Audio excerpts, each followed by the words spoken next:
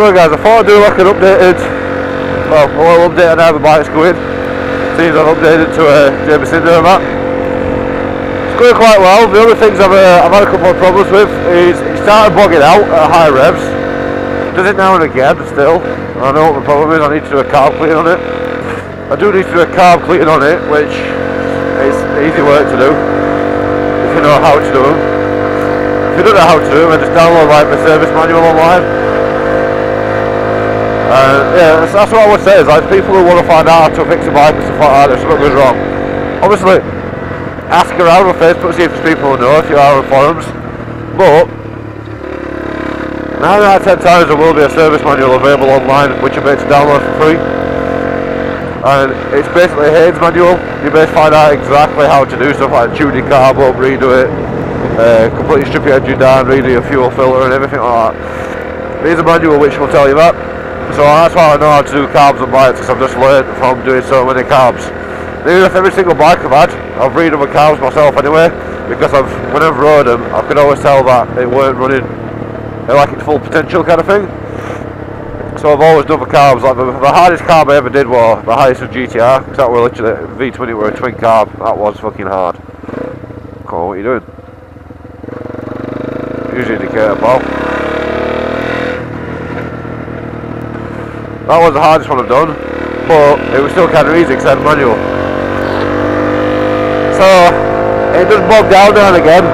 So I'm going to actually clean out all the oil filter, clean out all the actual carb fully, which is really easy to do, especially when you've got like an actual air gun.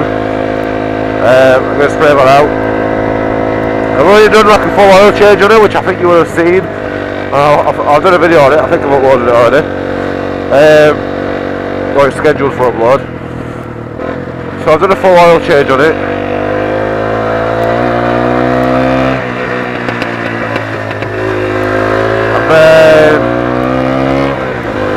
The other problem that I've had, which is not really a Derbi problem, I think it's just because it's an oldish bike, is the actual kickstand.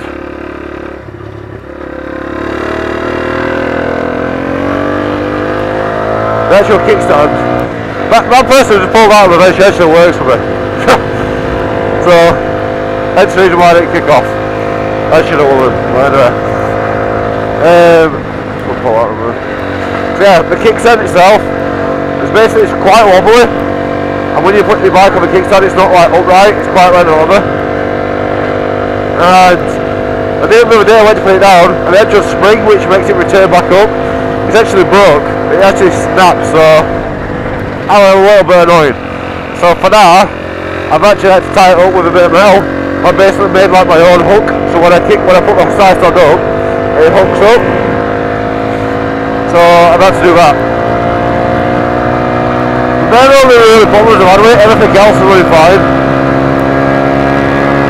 Still a really nice bike to ride, I'm enjoying every bit of it. Running fast. I think the top speed I've got out of it so far is 75 on flat.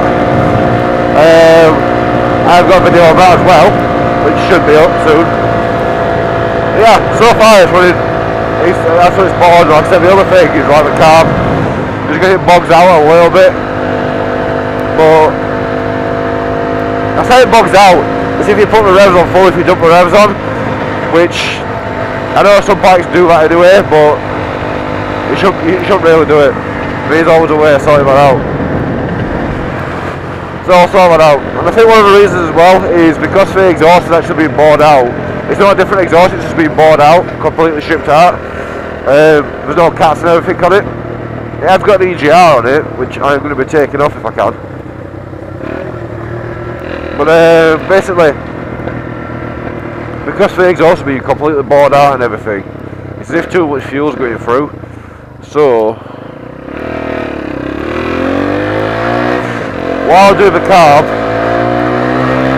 I am actually going to upgrade like the main jet, the pilot jets, just because obviously if the exhaust got a big, if you got a big exhaust on it, you're supposed to do that anyway.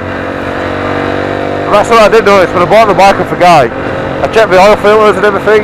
I checked, I basically checked like my air filter on that as well. It didn't have an air filter sponge in it. I know exactly why he's done it. He's done it so that there's more air going through, so it makes it louder. I know that because I did that on a bike years ago. But it's something stupid, you shouldn't really do it. So, as soon as I noticed, I went out to a breakers who actually, well, I phoned one up, and he actually had a brand new filter for it. So I went and bought it. And to be honest with you, that's what I mean by bogged out. Well, it struggles a bit first gear.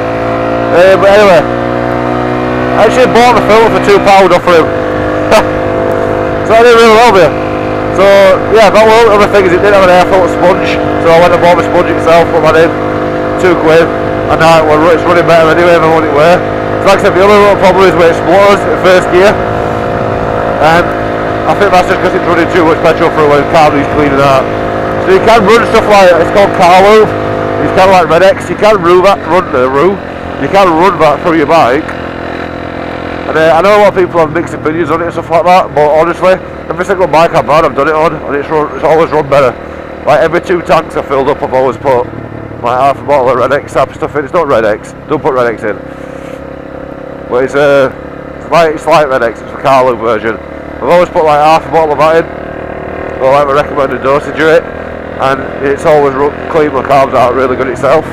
But obviously I've done that as well as stripping the carb down and redoing my carb myself anyway. But using that stuff, it is like a temporary fix for it. So I have just put some in just now. Well, a fly on my visor. I have put some of that just in now, so hopefully that'll clean out a little bit. And obviously when it comes to me cleaning out the car myself, it shouldn't be as bad. Fingers crossed anyway. Yeah, apart from that, I enjoy my bike, I enjoy my riding position and stuff like that. But it doesn't mean that I'm not going to get another bike. Because honestly guys, I am addicted to swapping bikes. I'm addicted to just having new bikes all the time. So with my insurance where I'm with, I can swap bikes as many times as I want during my actual insurance period. So, and it doesn't actually cost me, I don't have to pay any admin fees or anything. I can literally just phone up and swap the insurance over here in bed. That's why I've had so many bikes during this time period.